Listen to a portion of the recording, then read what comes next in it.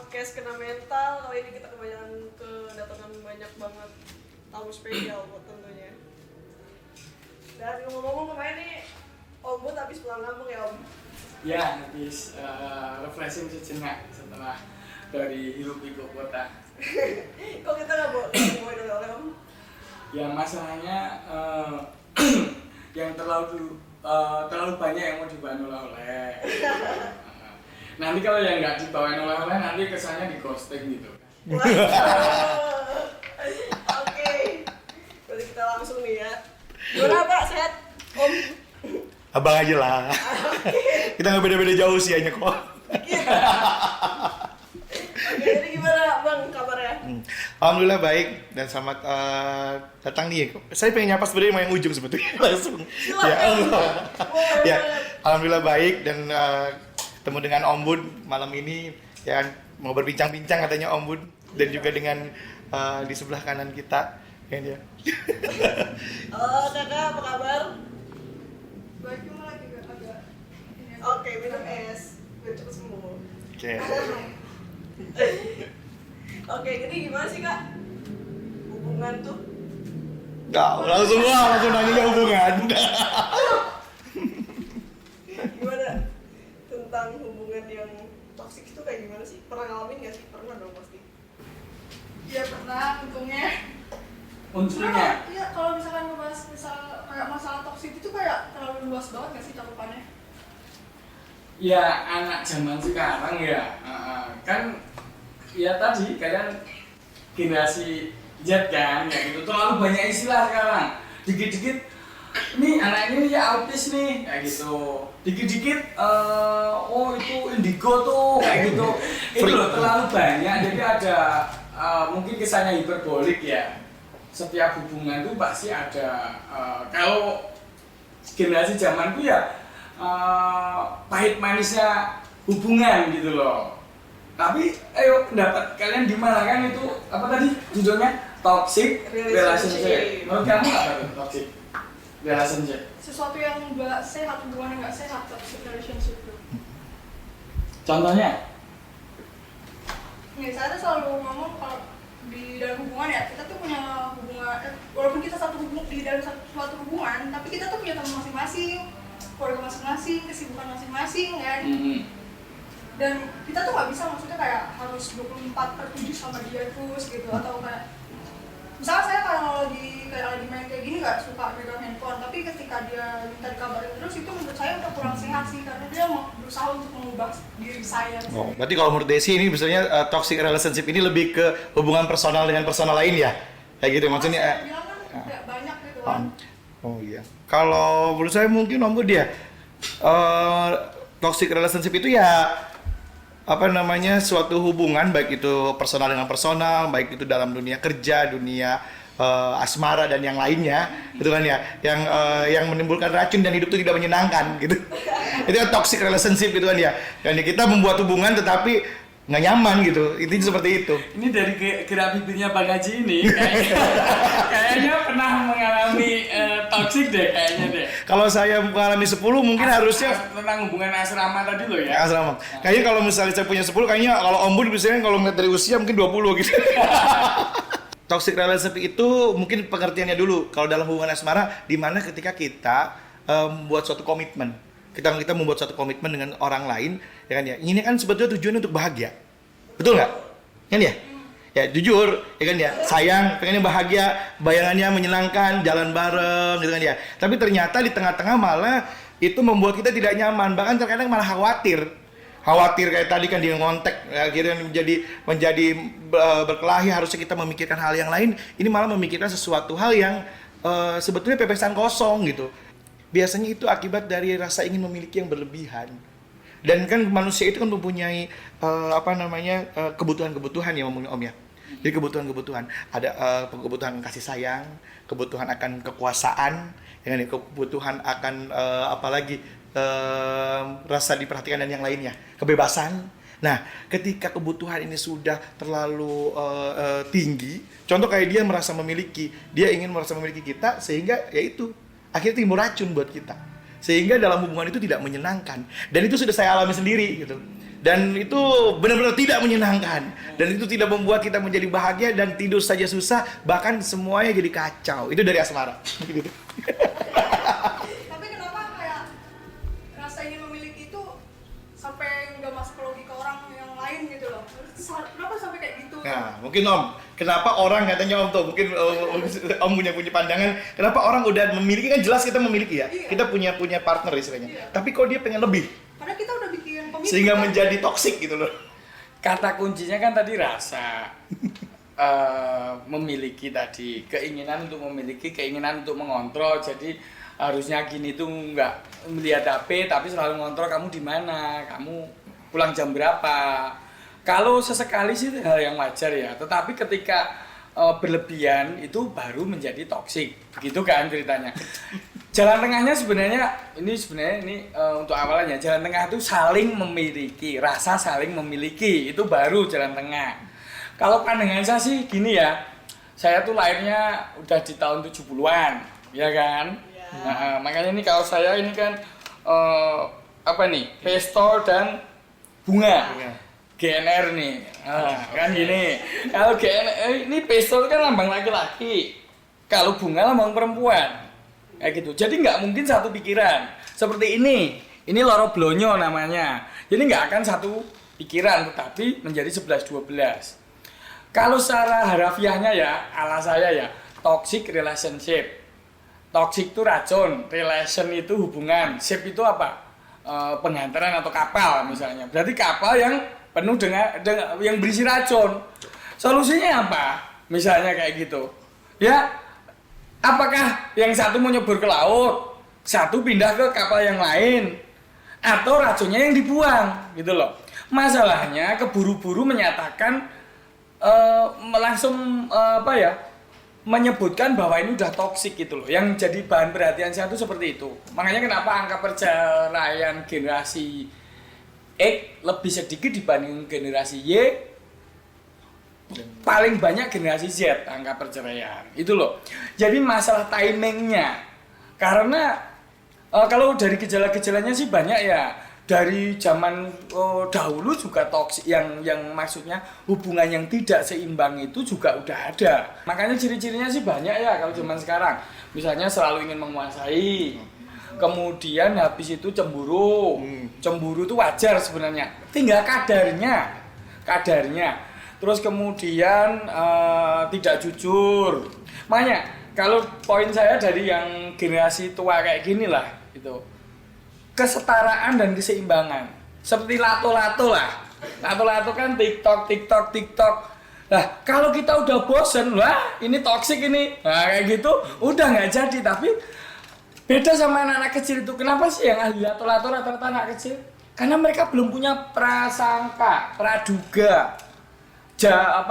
Nggak sering prejudice, memprasangkakan pacarnya kayak gini. Anak kecil itu main lato-lato. Ini kan 2 biji lato-lato seimbang loh. Berarti setara. Jadi akan terbentuk harmoni ketika tanpa beban. Tanpa beban terlalu banyak. Latihan. Jadi menurut saya hubungan itu, misalnya ini ke asmara ya, ke arah pernikahan itu dalam bentuk ini komitmen untuk saling belajar. Bukan komitmen bahwa satu pikiran happy ending, ya nggak mungkin. Itu obsesi itu namanya. Nah, mungkin itu dari Om tuh. Nah, nanti mau tanya ke generasi ini. Kalau mungkin nanggepin dulu ya. Jadi tadi dikatakan katanya tadi adanya kesetaraan. Mungkin itu dari generasi Om. Kalau mungkin saya mungkin ya mewakili, bukan hanya mewakili mungkin ya secara umum memberi pandangan. Kalau generasi saya melihat bahwa hubungan itu atau relationship itu adalah kalau dari kesetaraan, kalau saya saling mengisi kekosongan. Nah, tapi saya nggak tahu tuh. Ya kan kalau anak sekarang mungkin kayak gimana? Itu apa sih relationship itu sendiri gitu. Kayak tadi kan kalau Om sudah jelas kesetaraan, ya kan ya bagaimana seimbang. Kalau menurut saya itu namanya relationship itu adalah untuk saling mengisi. Sehingga beda wajar gitu. Kayak gitu, beda wajar. Nah, kalau dari Mbak Desi sendiri, Gimana Kak? Tapi sebenarnya sih jujur ya, saya tuh menghindari suatu hubungan. nah, kenapa bisa kayak gitu? Post traumatic stress disorder. Enggak, saya cuma pengen tahu aja alasannya apa, sama nggak dengan alasan saya gitu. Wow, sama nih.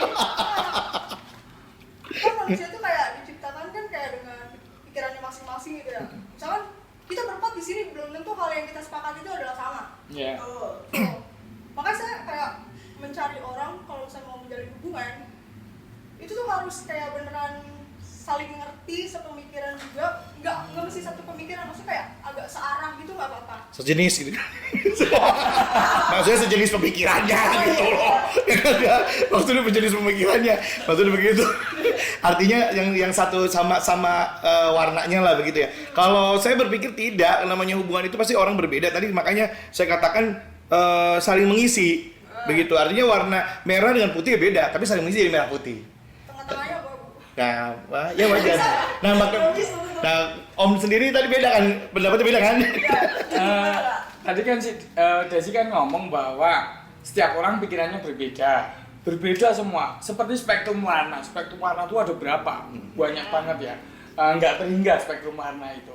Nah, kalau misalnya kamu pengennya misalnya satu arah gitu kan, kalau mau menjalin hubungan, misalnya kita langsung mungkin mendekat ke arah masalah hubungan asmara aja deh ya. Oke, boleh. Hubungan asmara, hubungan suami istri. Nah, satu arah, satu tujuan. Begitu kan komitnya. Ya berarti misalnya kamu tuh warna kuning, pertama ketemu kan cinta itu kan anugerah aja, tiba-tiba kamu mencintai yang warna hijau. Merah. Kamu merah. Warna kuning ya. Terus ya cowok yang kamu sukain itu warnanya merah. Lah pelan-pelan kamu satu tujuan ke arah warna hijau, penyatuan warna dari kuning dan merah. Bukannya kamu tetap bertahan kuning, ini bertahan merah ya nggak akan nyambung. Kalau istilah kami dulu Abu-abu tadi itu 11 12 gitu loh. Beda Jadi lagi. dari angka 17 sama angka 5 mendekat sampai tua. Okay. Sampai tua ke arah angka 11 12 kayak gitu loh. Oh, jadi itu nggak bisa dilihat di prewedding yang keren kayak gitu. Itu nggak bisa dilihat. Ya, gitu. oh jadi kalau menurut Om, jadi artinya tadi ketika warna beda sehingga menyatu sehingga menimbulkan warna yang baru gitu intinya. Iya. Kalau tadi beda ya? Warna yang sama itu. Kalau dia bersama, kalau saya enggak. Sama hitam kan tengah-tengahnya kalau campur jadi abu-abu. Nah, Ya. nah itu menurut Om. Bisa ke putih, bisa ke hitam kan. Nah, Iya. itu maksudnya kayak warna yang beda putih sama hitam, tengah-tengahnya itu abu-abu. Nah, Setuju? di abu-abu itu. Mau? Berarti tetap menengahi dong. Yang penting kan nggak harus 100% sama Nah kan. tadi katanya beda semua. Kalau saya berbeda, malah kalau tadi mungkin Om bikin gitu, kalau saya enggak, merah putih. Walaupun memang kita beda, ya kalaupun memang tidak bisa menyatu, tetap warna itu akan berbeda. Tapi kalau memang udah seiringan saja. Kan menurut saya ya gitu, seperti itu. Makanya mungkin untuk penyatuan warna tadi butuh waktu. Yang membedakan generasi kami dengan generasi kalian itu keburu pengen terbentuk sebuah warna yang indah begitu loh. Nah sekarang misalnya contoh, banyak pasien saya yang umur 50-an ke atas lah, saya tanya, dulu nikah umur berapa Bu Haji? Umur lulus SD dok, paling 12 sampai 13 sudah dinikahin. Lah terus Bu Haji jatuh cinta sama Pak Hajinya setelah berapa lama? Setelah punya anak dok, 3 tahunan lah setelah dijodohin itu. Tapi ya apa kalau disebut cinta ya dok, saya nggak tahu dok, cuma rasa sayang aja dok yang timbul dari saya itu ke Pak Haji. Pak Haji juga rasa sayang sama saya. Lah bahkan yang dijodohkan pun sampai sekarang umur 50-60 mereka tetap awet. Karena mereka ada kesabaran di generasi kami itu untuk menunggu, saling mengerti itu tuh butuh waktu, bukan sekedar komunikasi. Kalau orang zaman sekarang kan open communication. Untuk membuka komunikasi biar nyambung tentunya. Nah, mungkin langsung aja nanya, ngerasa nggak memang sebenarnya generasinya bahwa pengennya instan gitu? Maksudnya instan, bahwa cepet-cepet tadi kata yang Om katakan. Enggak sih saya Pak. Nah, tapi pengen cepet kan, pengen ketemu seseorang yang memang satu klub bareng gitu. Cepat nggak pengennya? Enggak. Yang penting itu menurut saya itu kenali gejalanya dulu, bahwa hubungan itu menjurus tidak baik, atau kalau zaman sekarang itu disebut toksik itu kalau tadi misalnya tidak ada rasa saling percaya, mencurigai, yang satu berusaha menguasai, cemburu berlebihan, KDRT, ketidakjujuran masalah finansial. Dari awal aja kita harus mengetahui dari awal. Kamu kan pengen tahu tadi, ini tuh warnanya jalannya kira-kira searah nggak sih? si cowok merah tadi jalannya searah nggak sih dengan kamu?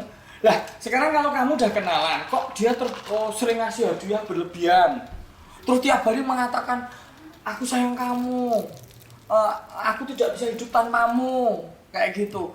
Dunia rasanya sempurna ketika ada kamu, kayak gitu. Nah itu udah sifatnya itu udah manipulasi untuk menguasai gitu loh. Tapi Om, sekarang nih, anak zaman sekarang Nah, itu itu. ada yang disebut dengan love language. Jadi kayak aku sayang lo sama kamu, nah anak sekarang tuh seneng ngedengarnya walaupun gampang untuk mulai dan dia dari memang mulai. butuh pembuktian seperti itu. Iya. Mungkin beda dengan generasi Om kan, misalnya orang apalagi perempuan ngomong cinta sayang aja kayaknya agak ragu gitu Om, ya kan ya? Nah, itu makanya sifat terburu-buru kalian. Jadi baru kenalan berapa lama, baru ketemu 2 kali, 3 kali udah mengungkapkan aku cinta mati sama kamu gitu. Itu salah satu gejala love bombing namanya.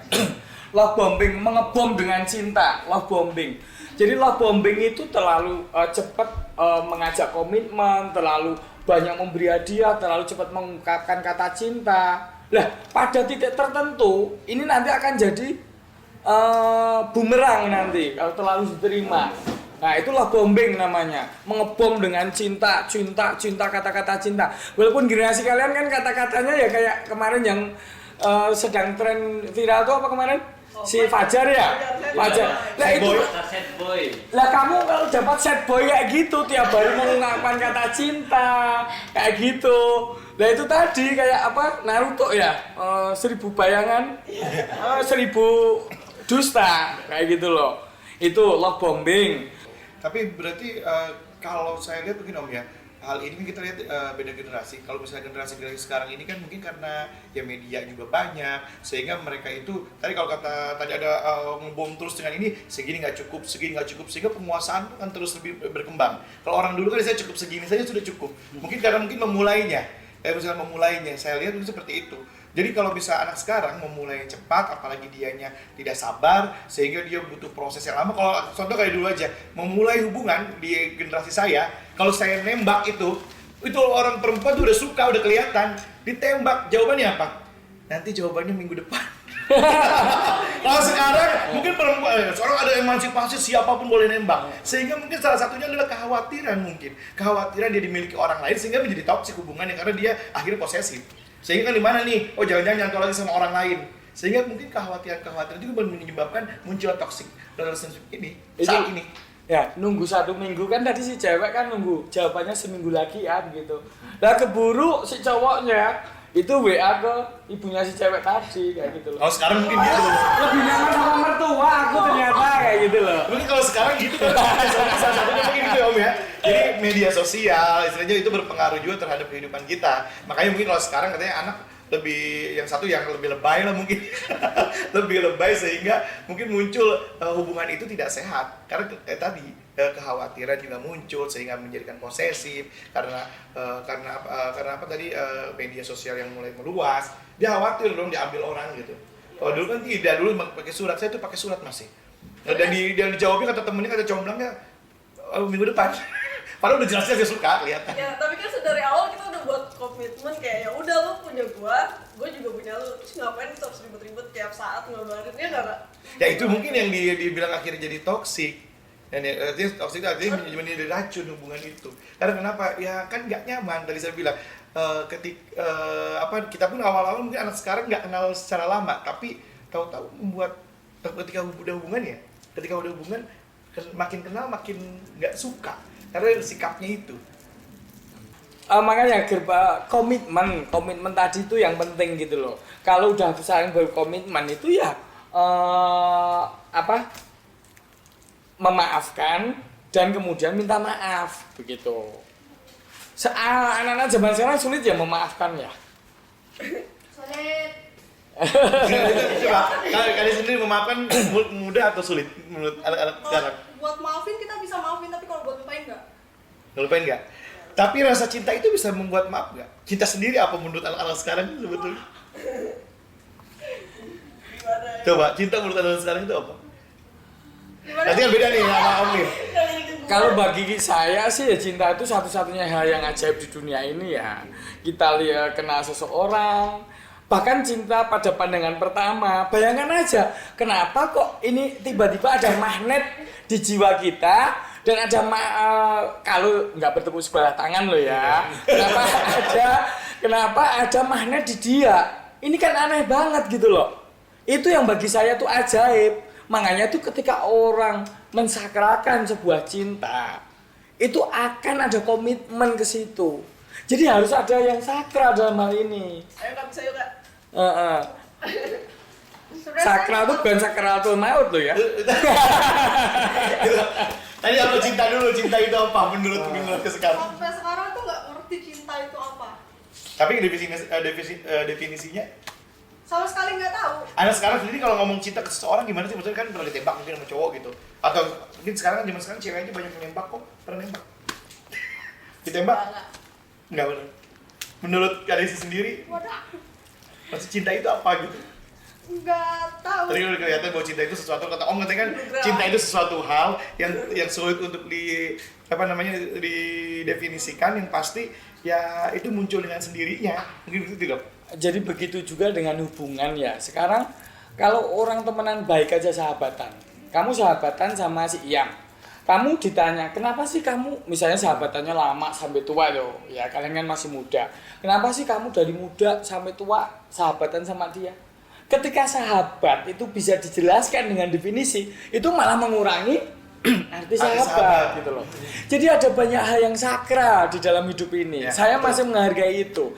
Jadi ketika sesuatu didefinisikan, misalnya karena Iyam suka jajanin, Iyam orangnya terbuka. Lah suatu saat ketika Iyam tertutup, berarti nggak masuk per definisi dong. Kamu nanti jadi nggak nyaman lagi dengan Iyam. Jadi sesuatu itu tetap harus ada nilai sakralnya. Entah itu sahabat, entah itu cinta, entah itu pernikahan. Tahu kan selama pandemi ini berapa banyak menanjak curam angka perceraian begitu loh. Ya termasuk generasi Z tadi, orang kenalnya lewat FB kayak gitu. Fotonya aja yang ditampilkan pertama udah menipu. Misalnya kan oleh kamera jahat kan misalnya. Nah, mak comblangnya dulu mak comblangnya temen atau kakaknya si A tersebut. Sekarang mak comblangnya sekarang apa? Mark Zuckerberg di Facebook kan apa? Nah itu gimana kita mau itu? Jadi tetap harus zaman sekarang itu tetap harus ada mensakralkan sebuah hubungan. Tetapi pada titik tertentu saya tidak menafikan bahwa sebuah pernikahan memang harus diakhiri dengan perceraian. Ya, apa boleh buat, nggak masalah. Tapi itu tuh harus benar-benar dimatangkan supaya tidak ada kegagalan kedua, gitu loh. Jadi jangan sembarang, aduh nggak cocok deh. Kamu udah nggak satu jiwa dengan aku deh. Kamu nggak satu jalan searah dengan aku deh. Udah kita pisahan aja. Loh, itu nanti kalian akan didera lagi dengan apa yang namanya labeling. Wah, kalau kamu sih mungkin generasi yang udah agak cuek ya, tapi beberapa orang itu ketika udah masuk dalam tanda petik jebakan pernikahan yang instan, nggak penuh dengan komitmen mensakralkan sesuatu. Ketika udah di tengah jalan, mau cerai bingung, misalnya dia dipukulin, pasien saya banyak sih yang dipukulin oleh suaminya misalnya. Ada juga yang satu dipukulin istrinya. Kayak gitu. Itu ketika udah di tengah jalan itu mau pisah bingung. Pertama ada ketergantungan keuangan, gitu kan? Karena di sini laki-laki lebih banyak bekerja, misalnya begitu. Itu nanti berhubungan dengan cara keluar dari hubungan toksik ya, yaitu kemandirian. Nah, ketika kembali ke hubungan yang toksik benar-benar udah meracuni, membuat depresi, membuat gangguan mental, membuat kena mental, ya kalau harus diakhiri ya diakhiri kayak gitu loh. Tapi ketika udah masuk ke dalam tanda petik jebakan pernikahan tadi, mau pisah nanti ada label janda. Setelah label janda ada label janda gatel. Kayak gitu loh, kan nggak enak banget gitu loh. Makanya hati-hati dalam berkomitmen. Janda gitu loh. Mungkin ini Om. Kalau dari penjelasan artinya kan kita balik lagi bahwa hubungan atau toxic relationship ini kan tergantung pada orangnya. dengan apalagi tadi salah satunya kita lihat mungkin generasi sekarang terutama itu gampang sekali istilahnya untuk putus nyambung ya, gampang nyambung gampang putus, dengan mungkin kalau saya bilang sih sudah kayak piala bergilir gitu. Digilir semua teman saya aja ngerasain dia gitu semuanya gitu. Ya kan dia, kamu di sini iya gini gitu kan ya. Nah mungkin tadi makanya kalau generasi sekarang lebih cuek terhadap hubungan, artinya ya gue ngerasain seneng jalanin, ya udah. Seperti itu nggak kalau untuk generasi sekarang? Yang penting kesenangan diri sendiri dulu, kesehatan mental kita sendiri dulu, keseimbangan emosi. Itu, jadi yang penting senang aja dulu. Tapi kalau saya nanggepin kata Om tadi, artinya ketika ya memang kayak status tadi ya, status kayak misalnya mungkin kalau pacaran sih gampang, cuman pacaran mantan gitu kan ya. Tapi kalau mungkin sudah nikah sih udah mikir 2 kali, kan ya. Artinya kalau tidak dikomitmennya dari awal memang agak sulit gitu. Ya istilahnya ya pengalaman saya pribadi juga gitu. Tapi komitmen awal itu kadang-kadang itu sudah komitmen. Enggak kadang-kadang itu sudah komitmen. Bahkan mungkin beda dengan generasi, ada belajar dari generasinya Om dan juga lihat anak-anak sekarang. Saya pernah berkomitmen, maksudnya kita pernah ngasih tahu. Artinya sebelum kita benar-benar serius. Artinya kita serius ke jenjang ini, artinya jenjang pernikahan. Ini loh kekurangan saya. Ini loh kelebihan saya orangnya seperti ini. Malah kalau saya pribadi kan ngasih tahu buruknya, artinya supaya dia siap dengan kekurangan saya. Tapi ketika di perjalanan beda. Kayaknya nggak cuma pernikahan ya, itu kayak hubungan itu pacarannya kayak gitu. Nah kadang-kadang gitu ya, aku nerima kamu apa adanya, aku pokoknya sayang sama kamu apa adanya ya, tapi pasti perjalanan berbeda sehingga menjadi jadi toksik gitu. Dan makanya generasi sekarang itu kan hobinya pada bikin perjanjian pranikah supaya itu kembali ke perjanjian awal. Tetapi itu tadi loh, ya boleh sih kalaupun memang perlu silahkan pakai perjanjian pranikah misalnya supaya nggak masuk dalam jebakan bahtera rumah tangga misalnya begitu. Tapi kalau hemat saya sih itu menjadi tidak sakral ya rumah tangga itu. Karena kembali lagi itu dari awal itu udah pakai kartu garansi gitu loh. Iya kan, kalau perjanjian pranikah itu kan kayak kartu garansi. Kalau nanti menyalahin ini ya sudah pisah begitu. Itu semacam takut. Jadi ketika berangkat ke dalam sebuah hubungan yang berkomitmen itu, kalau rasa takut mendominasi itu malah menurut hemat saya kurang baik ya. Karena ketika kita berangkat ke pertandingan kayak gitu, kita takut ya umumnya kalah kayak gitu. Jadi kalau gone with the wind lah kalau saya, ikut angin maksudnya. Jadi terus pahit getir, pahit manis. Gak ada manisnya dong. Itu jalan terus sampai, karena orang tadi kamu nyari happy ya. Kamu nyari happy, anak-anak sekarang nyari happy ya. Kalau bagi kami itu lebih penting ya, itu mencari tenang dan damai. Karena ketika tenang dan damai, coba kamu lihat pemandangan indah kayak gitu. Pemandangan indah di pegunungan, di danau, apa sih yang kalian lihat sebenarnya? Karena ada ketenangan di situ, ketenangan air di situ, ketenangan angin di situ. Di situ menurut saya letak kebahagiaan yang lebih dalam, rasa senang yang lebih dalam. Jadi tenang itu sebagai sumber awal dulu, sebagai faktor paling penting menurut saya kalau orang mau berusaha hidupnya happy. Pemandangan bagus itu kan selalu air yang tenang, pegunungan yang itu, angin yang sejuk, itu kan lebih mendekati dengan tenang. Tidak yang hura-hura lampu merah, kuning, hijau kayak gitu loh maksud saya. Berarti beda nih. Iya kan, kalau di diskotik itu ya tujuannya tenang. Tadi bilang bahagia ya. Kalau saya sendiri enggak, malah kalau tadi kan harus yang tenang. Kalau saya enggak. Kalau saya pribadi nyaman aja. Mau memang lampunya ajib-ajib, kalau nyaman ya berarti itu nyaman gitu. Kalau misalnya lampunya redup, nyaman. Ketahuan mainnya kemana? Beda, enggak. Beda kalau saya kan bahagia. Kalau saya tidak bahagia pun kalau kita nyaman bisa saja. Yang penting nyaman.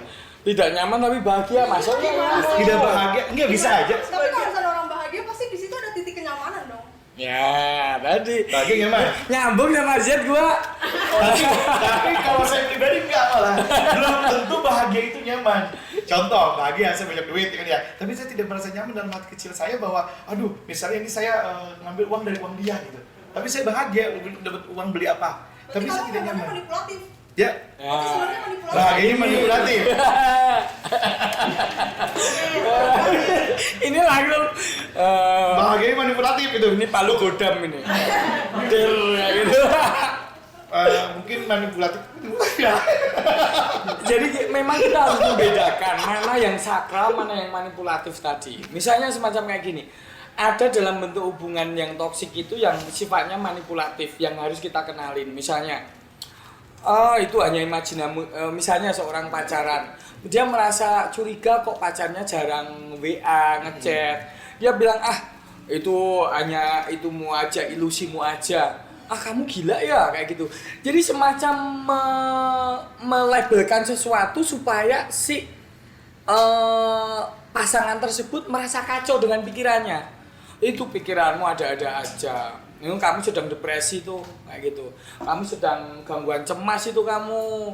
Oh, kamu sedang ngimpi ya kayak gitu. Jadi banyak hal itu menyiksa dengan kalimat verbal, mungkin dengan kalimat ilmiah atau kalimat yang menghakimi, tapi itu membuat si yang kedudukannya lebih rendah tadi dalam hubungan tadi ini menjadi semakin depresi, semakin bingung dengan kondisinya. Itu salah satu gejala toxic relationship kayak gitu loh.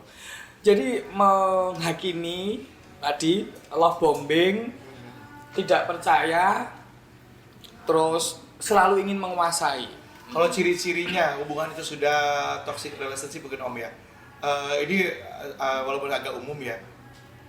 Apakah ketika kita merasa tidak bisa tidur, kekhawatiran besok dia akan bicara apa lagi, apakah itu hubungan itu sudah ada toxic? Iya. Kadang-kadang mungkin bukan hanya sekedar hubungan pacaran ya, tetapi lebih ke misalnya hubungan kerja. Ketika besok mau kerja, aduh nih besok ada kejadian apa lagi nih, udah omong lagi, itu sudah toxic atau tidak? Udah, itu salah satu gejala toxic itu. Jadi merasa diri tidak insecure, merasa diri tidak aman. Merasa diri tidak aman itu lebih baik dikomunikasikan. Kalaupun memang hubungan ini harus berlanjut, entah itu hubungan kerja, hubungan pertemanan. Jadi ada juga salah satu gejala toxic relationship yang perlu kita kenali, yaitu satu itu namanya silence treatment. Jadi misalnya suami istri atau pasangan pacar ya, dia berusaha diem, marah dengan diem, membuat si pasangan tersebut merasa bersalah terus begitu loh. Jadi dia berusaha mengontrol pacarnya atau mengontrol istrinya dengan diem terus kayak gitu loh. Diem. Jadi itu terus menerus dalam jangka panjang akhirnya membuat ini merasa bersalah terus kayak gitu loh. Itu udah toksik gitu loh. Soalnya saya kalau marah diam. Ya kalau sekali doang ya. Tapi sekali. Tapi kalau sebentar nggak apa-apa. Iya, sekali begitu. Ya bayangkan aja misalnya kamu ini akan merasa bersalah, selalu bertanya-tanya, walaupun nggak semuanya bisa diselesaikan dengan open communication, itu enggak, memang saling mengerti. Kok istriku diem ya, kok pacarku kok kayak kelihatannya marah ya kalau aku dianterin pulang sama si Jagur kayak gitu misalnya. Itu ada itu loh, mulai ada feeling, naluri sendiri gitu loh. Tapi kalau kelamaan ini udah bentuknya itu tadi silent treatment. Jadi mengetreat pasangannya dengan cara diem, tetapi berusaha membuat dia tidak berdaya, merasa bersalah begitu. Kalau merasa pusing, bisa gini Om ya. Nih, kalau tadi gara-gara misalnya diam supaya dia merasa bersalah sehingga dia tidak nyaman. Berarti itu sudah racun buat dia. Nah, kalau misalnya begini, yang sering ini biasanya laki-laki korban semuanya. Ketika kita misalnya perempuan ditanya ada yang salah atau mau gimana, enggak ada. Tetapi dia membuat itu suasana tidak nyaman. Nah, itu sudah mulai toksik dan itu sering terjadi. Misalnya dengan kita melakukan sesuatu, kadang-kadang malah digali lagi masalah yang dulu. Kemarin bahkan kita sendiri nggak tahu bahwa itu tuh adalah suatu kesalahan kita. Itu biasanya perempuan kayak gitu. Ya kan ya? Perempuan biasanya katanya perempuan katanya. Biasanya gitu, kita tanya, kenapa marah? Enggak. Ini dia. Oh, apa gini-gini? Enggak. Udah, enggak berarti enggak kan? Enggak. Nah, tapi kita tuh merasa nggak nyaman kok, ini kayaknya masih marah gitu kan ya. Terus pas udah lama itu udah tersiksa semalaman, besoknya baru ngomong, dan yang diomongin adalah masa lalu yang kesalahan 20 tahun yang lalu lah istilahnya. Semuanya dijejer, dan itu sering terjadi ketika ada kesalahan, ngomong lagi itu semuanya di ini, dan kita merasa nggak nyaman. Itu toxic relationship udah muncul belum sih? Ya, itu udah muncul. Itu mengungkit-ungkit masa lalu. Itu bentuk apa ya? Berusaha ingin menyalahkan pasangan terus. Jadi modal yang lama itu dipakai terus. Ketika modal yang lama dipakai terus, sebenarnya etikanya udah nggak baik. Orang yang selalu mengingat-ingat kejadian masa lalu itu bukan karena dia traumatik, tapi kejadian masa lalu dijadikan senjata untuk menguasai pasangannya, untuk menyalahkan pasangannya. Itu udah toksik kayak gitu loh. Kalau kayak gitu ya harus kembali duduk bersama, kembali ke kesetaraan tadi. Apa menurut kamu yang toksik? Tapi buat masalah silent treatment tadi ya, sama sih kayak pendapatnya yang tadi. Kadang tuh kita diem cuma pengen kayak, please deh lu merasa bersalah aja deh gitu. Lu paham deh gitu apa yang gue gak suka. Tapi kita kan dengan lu nggak menjelaskan mana orang tahu kak. Biar lu seperti dengan wanita semua ini. Emang gua tuh cenayang bisa banyak pikiran, lu kan enggak. Lu gak cenayang, tapi gini, lu pernah melakukan satu kesalahan. Gue bilang nih ke lu melakukannya lagi. Gue bilang ke lu nggak usah, ngapain gue bilang, karena hal itu Salahnya sama. kok nggak sama saya sama. Ya terus kalau misalnya beda, kalau misalnya masalahnya bedanya gimana dulu nih? Ya misalkan nih, bohong mau kemana, terus kalau bohong mulu gini nih, nah terus dia melakukan hal yang lain yang beda, nggak tentang bohong. Nggak tentang bohong, misalnya tentang apa? Misalnya selingkuh bisa jadi gimana? Ya jangan selingkuh, gampang aja toh. Selingkuh sama mertuanya gitu. Ya bisa jadi. Harusnya kayak Enggak, itu hanya teman tapi mesra aja juga. Teman tapi mepet gitu. Apa sih istilah zaman sekarang itu? TTM, teman tapi mesra. Terus habis itu friend with benefit.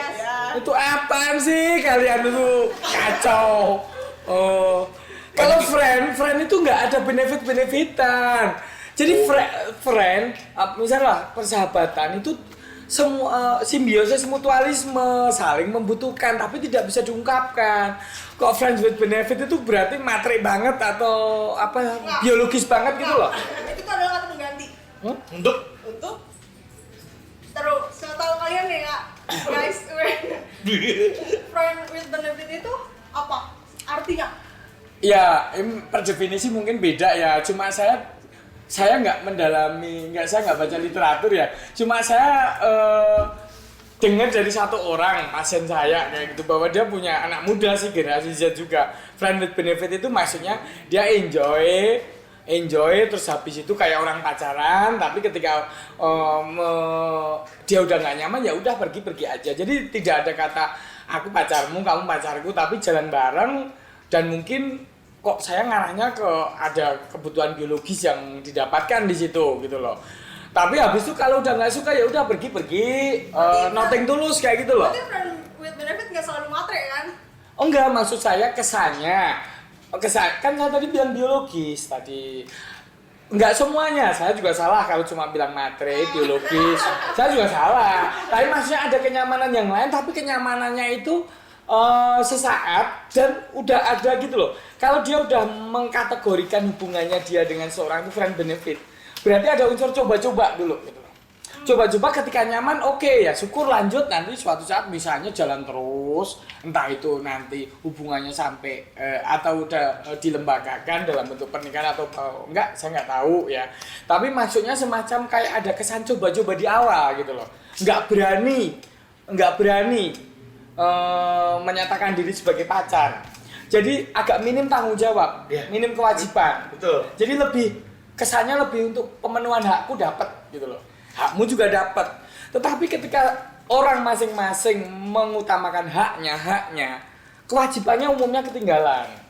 Saya nggak nyalain, saya juga di dunia ini orang bebas kok milih apa aja, tapi yang penting tanggung konsekuensi masing-masing gitu. Makanya kan kita bicara tentang perbedaan nilai kami sama kalian, generasi sekarang. Saya cuma mengutamakan kesakralan. berangkatlah dengan keberanian, tapi jangan terjebak dalam tanda petik bahtera rumah tangga itu. Makanya harus ada strategi di sini, kesadaran harus on, consciousness ya kayak gitu, kesadaran kayak gitu. Lah tadi makanya nggak ada yang salah, nggak ada yang benar bagi saya. Kalau orang punya Silakan. pandangan masing-masing, apalagi kan generasi beda. Ya tadi kan dikatakan hubungan yang seperti itu kan intinya kalau tadi katakan ya hanya untuk lari dari tanggung jawab dan komitmen. Karena dia tidak siap untuk berkomitmen dan bertanggung jawab.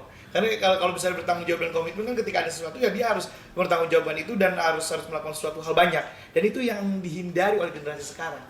Ketika kita kan dari awal tidak ada perjanjian apapun, sehingga bisa menghindar. Ini contoh yang udah berkomitmen dan gagal, nggak apa-apa. Nggak apa-apa. Kalau mungkin kalau generasi beda, nah itu mungkin solusi anak-anak sekarang itu seperti itu. Dia tidak berani berkomitmen, muncullah hal itu. Karena dia takut tadi, takutnya toxic relationship dan yang lain, muncullah hal tersebut.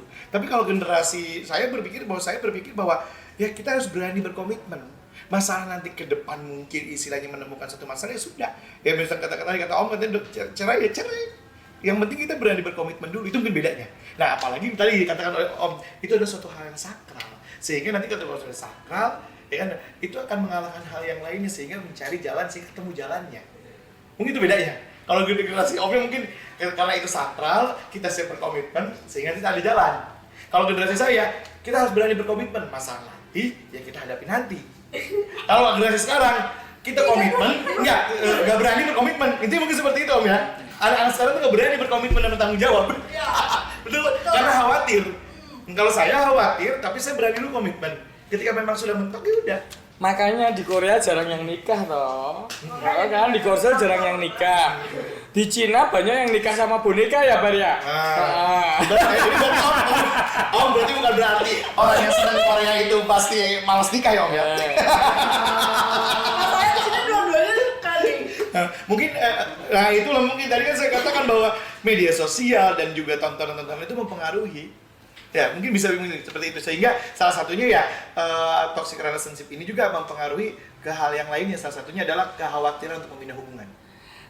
Iya, kekhawatiran. Ya jadi apa ya? Kalau bagi saya itu generasi sekarang itu terlalu banyak pilihan.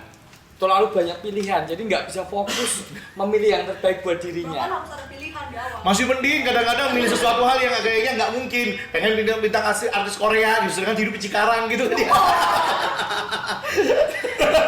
Makanya jadi karena terlalu banyak pilihan itu problem generasi sekarang. Jadi ketika mau fokus memilih yang ini, jadi bingung milih yang bagus yang mana, milih yang cocok yang mana. Itu problem generasi sekarang. Beda dengan yang saya sebutkan tadi, udah dijodohin mau apa lagi, jalanin aja. Itu bukan berarti cocok untuk generasi sekarang ya, jangan ikuti juga. Ini udah bukan zamannya Siti Nurbaya. Tapi kami atau yang saya contohkan tadi itu generasi apa ya? Mungkin Amor Fati, mencintai nasib. Nah nanti kita bicara next tentang mencintai nasib itu kayak apa. Memeluk kenyataan kayak gitu. Dan ketika bahtera rumah tangga udah jalan ke tengah laut, ya pilihannya apa? Tinggal nyemplung atau terus nyampe kemana? Nah itu tapi kan analogi seperti itu kan nggak masuk di kalian kayak gitu loh. Nilai zaman dulu nggak bisa diterapkan di zaman sekarang. Mana ada sih kalian mau dijodohin sama orang tua kalian kan juga nggak mau kan. Cuma ada sesuatu yang dipetik gitu loh. Yeah. Bukan semuanya pasti benar. Nggak ada benar, nggak ada salah. Konsekuensi tanggung jawab. Pilihan dengan konsekuensinya. Kayaknya kalau saya lebih cemplungin orang lain aja dibanding saya nyemplung. Ketika sudah mentok ya Om. Ketika udah mentok, ya udah, tapi kan berani berkomitmen dulu. Kalau tidak berani berkomitmen, ya bagaimana untuk menjalaninya? Tadi kan makanya katakan kalau saya berpikir bahwa komitmen dulu, ya kan ya. Dan kalaupun memang terjadi toxic relationship di dalamnya, kita usahakan dulu. Tapi kalau memang sudah mentok, ya sudah mau gimana? Ya jadi FWB. FWB apa? Itu tadi. FWB itu apa? FWB ya. FWB itu apa? Benefit tadi. Ya enggak apa-apa. Silakan brand with benefit itu boleh nggak apa-apa. Tapi pada satu titik kalian suatu saat pasti akan dituntut oleh lingkungan, oleh sosial. Dan enggak, menurut- kalian juga oke bisa mengabaikan itu, tapi selalu kalian itu hidup di dalam sebuah lingkungan, itu. Kalian punya orang tua, punya adik pacar, punya bapaknya pacar, punya ibunya pacar. Sedikit banyak lingkungan itu akan mempengaruhi kamu, mempengaruhi kalian kayak gitu loh. Oke, friend benefit jalan 7 tahun, 8 tahun, 10 tahun. Kalau kalian hidup di luar negeri mungkin it's okay. Nah, di sana namanya hidup bersama tanpa ikatan lembaga formal pun masih jalan. Tapi di sini belum tentu semudah itu, begitu aja. Jadi itu pilihan kok, nggak masalah. Cuma pada satu titik kalian milih FBB kayak gitu.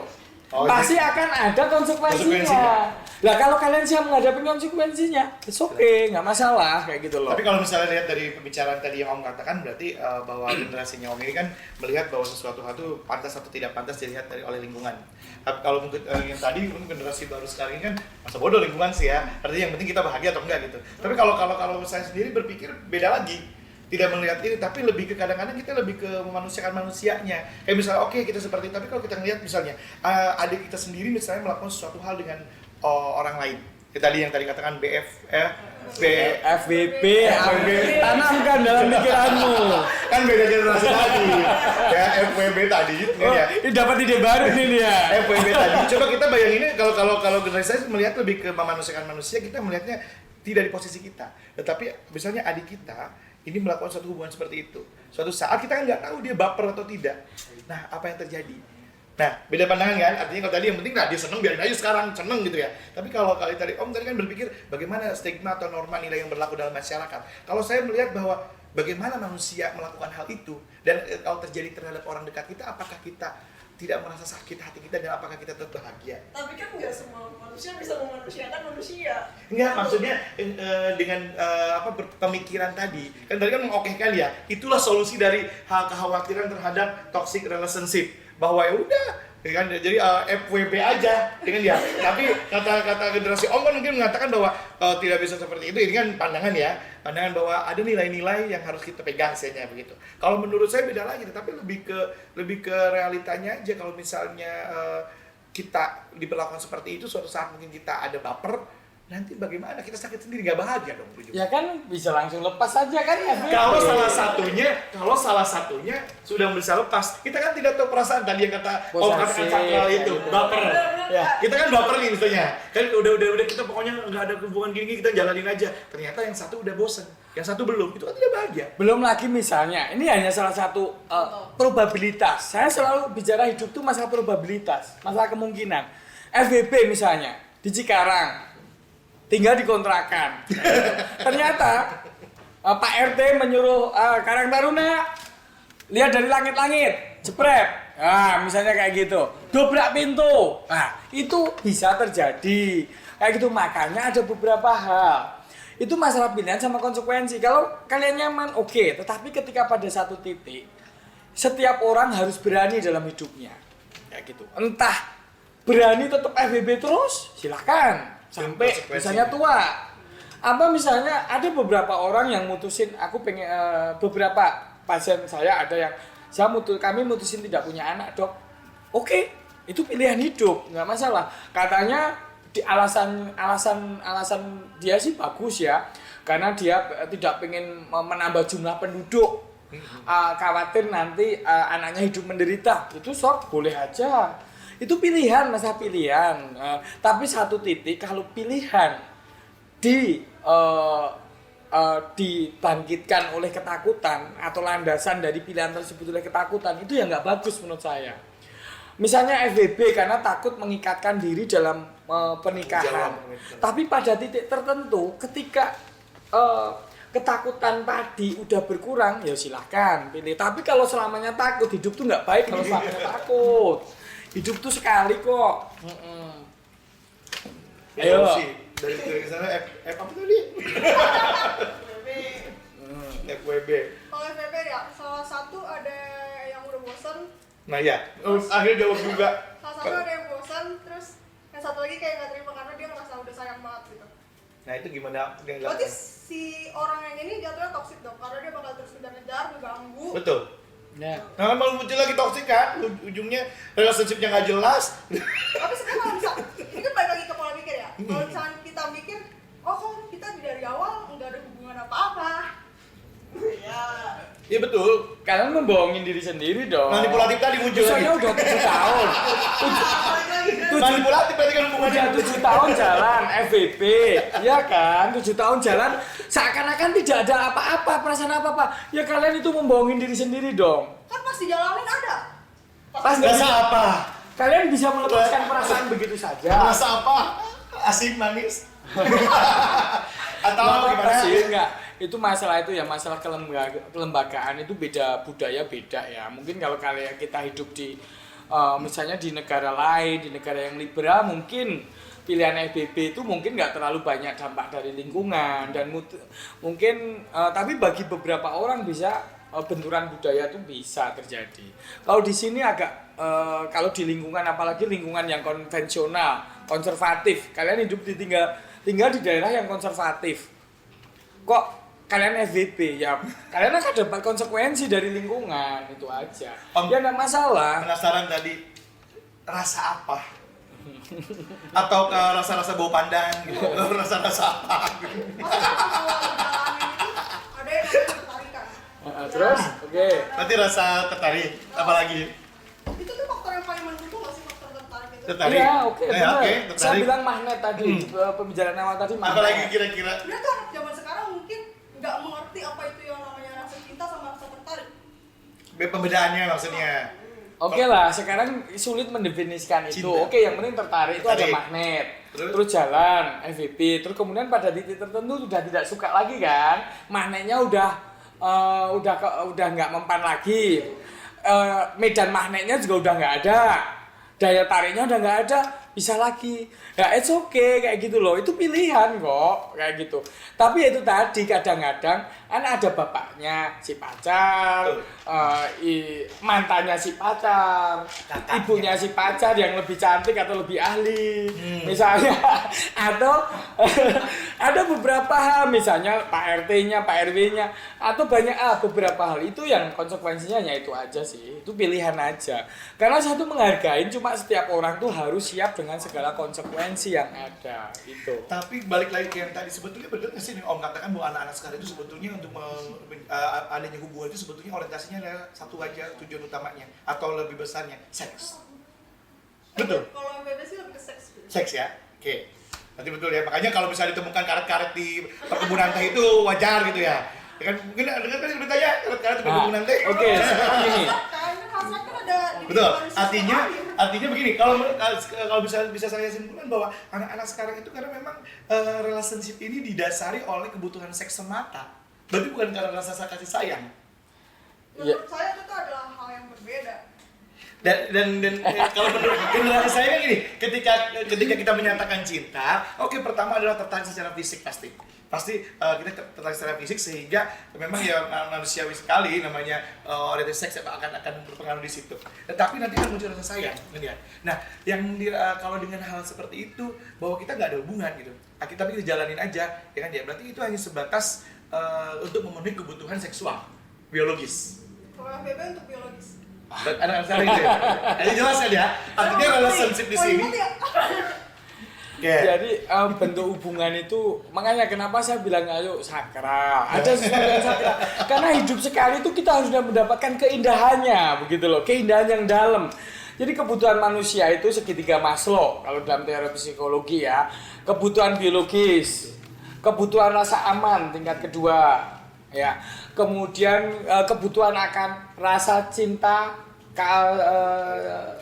kasih sayang, itu kebutuhan ketiga di atasnya. Kebutuhan keempat itu eksistensi diri.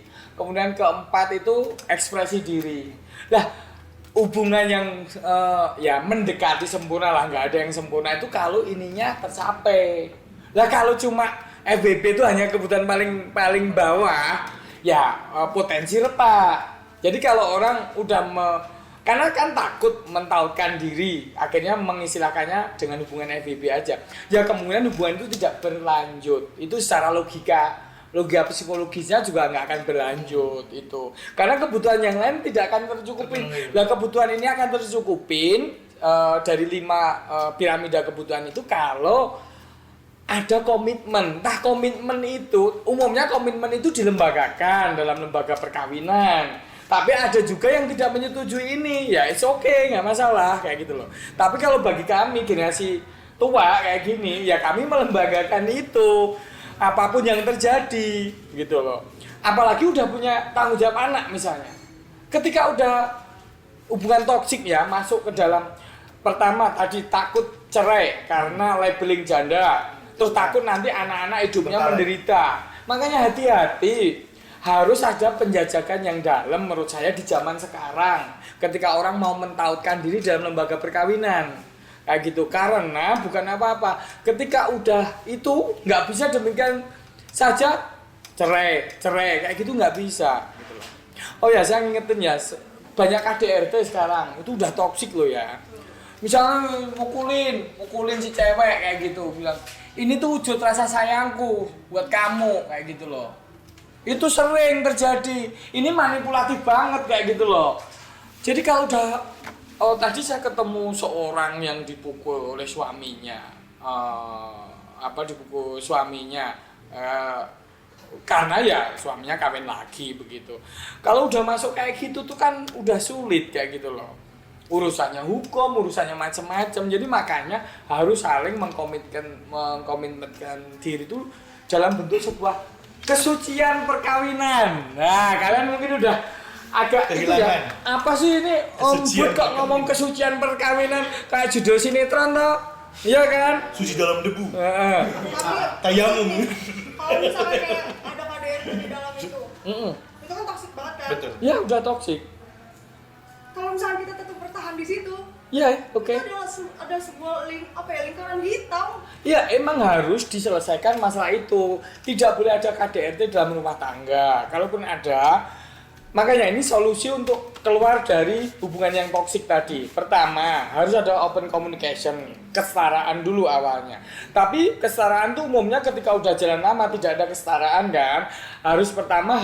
Kita harus ada namanya supporting system. Supporting system itu dari paman, tante, om, adik-adik itu ada yang mendukung hidup kita. Jadi kita nggak depresi dulu.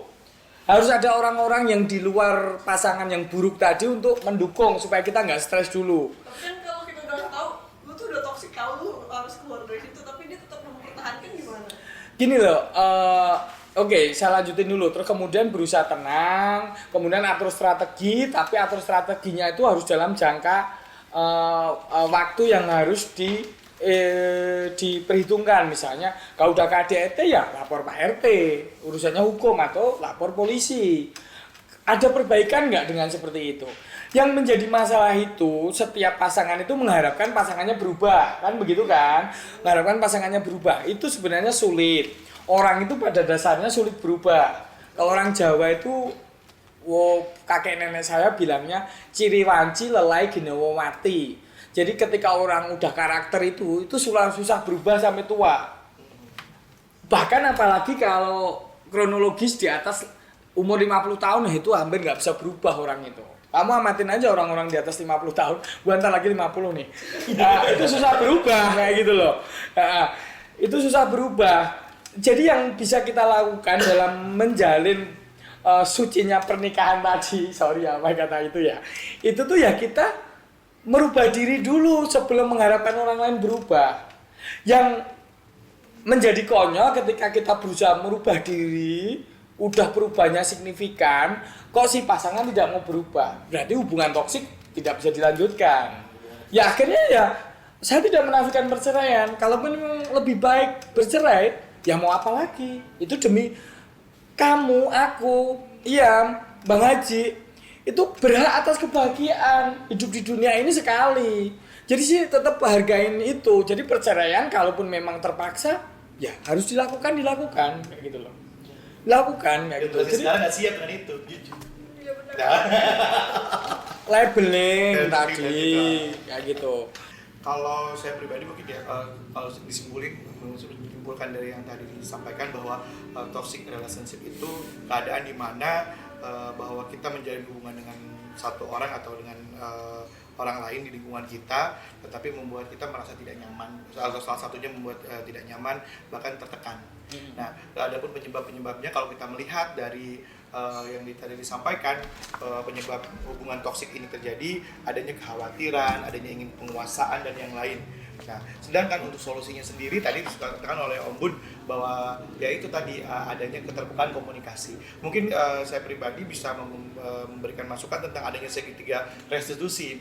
Artinya komunikasi tadi dijalankan, mungkin ada komunikasi kadang-kadang kita salah mengkomunikasikan, komunikasinya tidak baik, tidak maksimal, sehingga malah ujungnya berantem, akhirnya memaksakan kehendak satu dengan yang lain. Nah, segitiga restitusi ini bagaimana kita satu mengkondisikan kita, menstabilkan dulu posisi pasangan kita. Ketika kita sudah menstabilkan, kita mengerti dulu keadaan dia, baru kita masuk ke keyakinan kita yang kedua. Keyakinan kita ini, hubungan kita mau seperti apa? Sehingga keyakinan ini sama-sama muncul, baru nanti kita akan mengembalikan kita mau bagaimana ke depannya. Mungkin seperti itu. Sehingga tadi saya sampaikan, ini mungkin cara mungkin ya Om ya, artinya komunikasinya itu mungkin seperti itu. Nah, sehingga nanti muncul, ya sudah kalau memang yakin, kalau tadi sudah dijalankan, saya yakin kok pasti sebetulnya kita satu arah juga. Karena kan dari awal sebetulnya kita sudah satu arah. Cuma kadang-kadang berbeda, wajar manusiawi. Mungkin seperti itu, sehingga toxic relationship ini bisa dihindari. Ya, bisa dihindari dengan tidak ya walaupun ujungnya mungkin perceraian, ya minimal berusaha untuk tidak bercerai. Tetapi pada intinya kalau saya mengatakan harus berani dulu untuk melangkah berkomitmen gitu. Orang toksik itu pasti ada faktor pendukungnya. Karena saya ingin memiliki itu misalkan kan.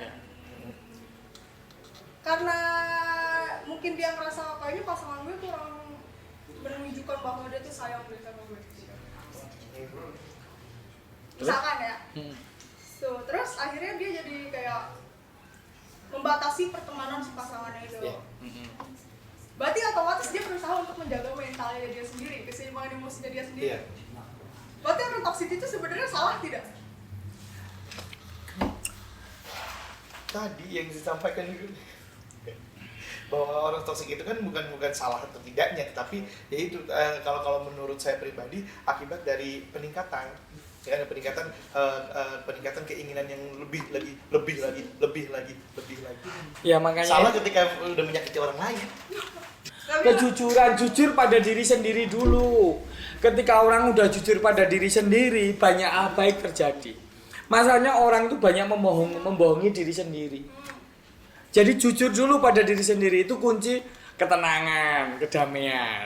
Jujur pada diri sendiri kayak gitu loh. Kalau orang udah nggak jujur diri sendiri, dua-duanya potensi toksik semuanya. Jadi ketika hubungan toksik itu tidak hanya satu pasangan kayak gitu, tidak hanya satu pihak, bisa-bisa dua-duanya. Ini bersifat menguasai, ini bersifat clingy kayak gitu. Ini terjadi hubungan yang terus-menerus toksik kayak gitu loh. Jadi makanya toksik itu kadarnya. Kalau kita nggak punya rasa memiliki, ya bagaimana kita bisa mencintai seseorang? Artinya toksik itu ketika sesuatu hal yang berlebihan. Ya. Sehingga menimbulkan dari agar tidak berlebihan. solusi. Kalau menurut saya kan tadi solusinya sudah. Jujur pada diri sendiri, kesadaran. Jujur pada diri sendiri bahwa aku udah nggak nyaman nih.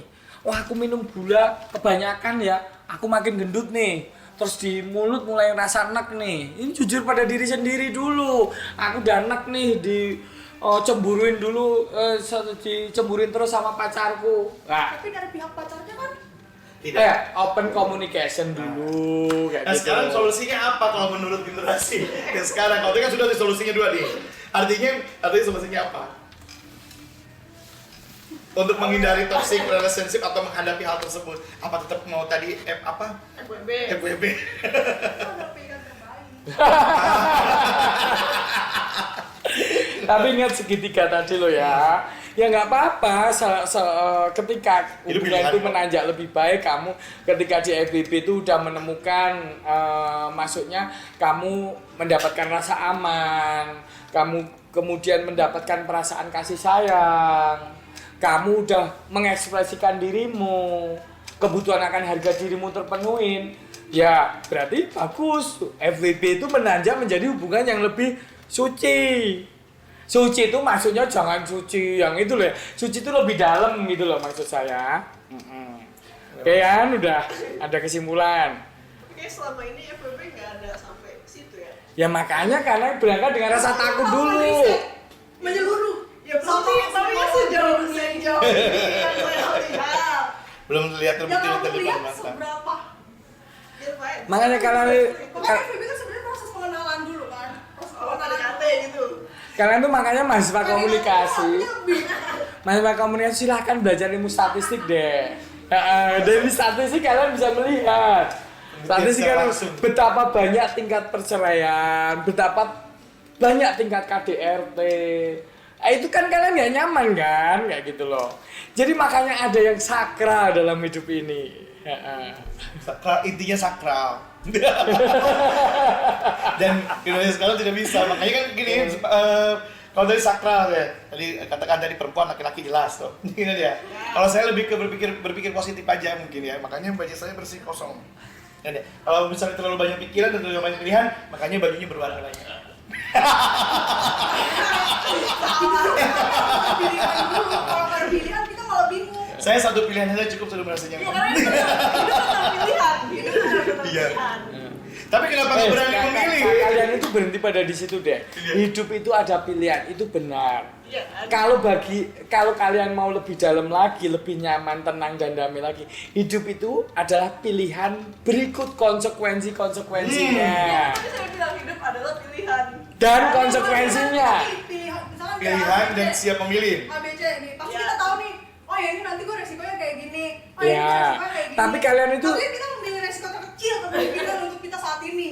Oh, makanya FWB. Kalian nggak?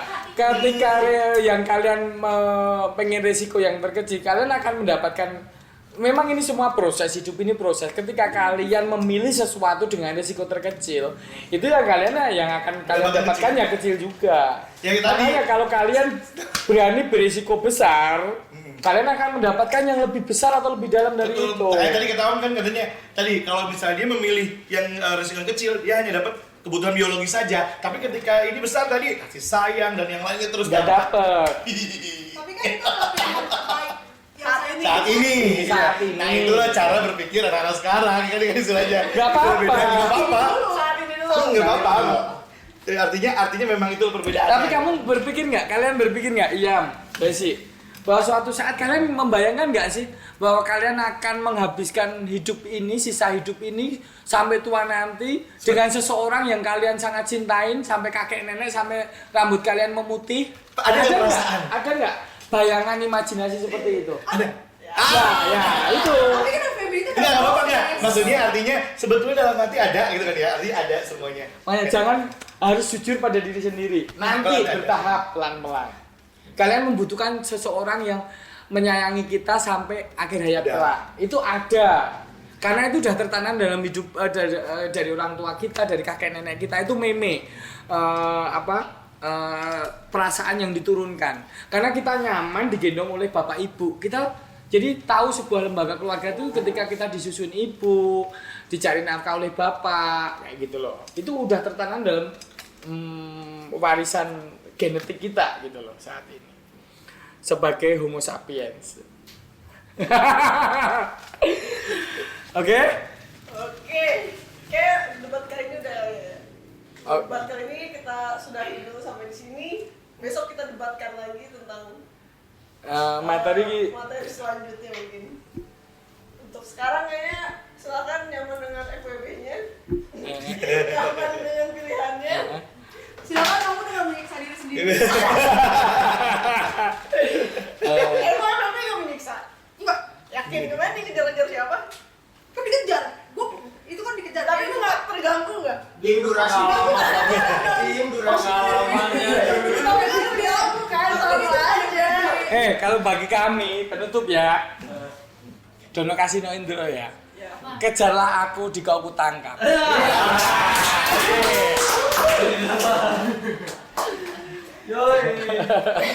Yang tadi udah ya ujungnya ya. Pokoknya seperti itu. Simpel banget. Iya lah.